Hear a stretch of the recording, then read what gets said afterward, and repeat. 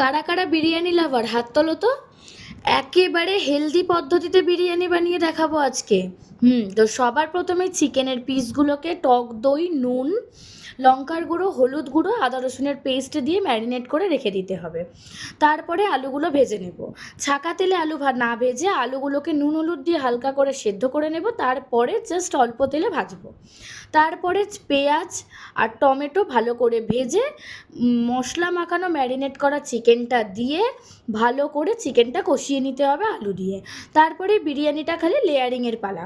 পরপর যেভাবে আমরা বিরিয়ানি লেয়ারিং করে থাকি সেইভাবে লেয়ারিং করে নেব। তারপর সেম পদ্ধতি, উপর থেকে গোলাপ জল, কেওড়ার জল, বিরিয়ানি মশলা, তারপরে মিঠা আতর, দুধে ভেজানো কেশর সমস্ত কিছু দিয়ে ফয়েল পেপারে মুড়ে জাস্ট কিছুক্ষণের জন্য স্টিম করতে হবে। দেখলে তো কত ইজিলি বানিয়ে ফেললাম আমরা হেলদি বিরিয়ানি, আর খেতেও হয়েছে দারুণ।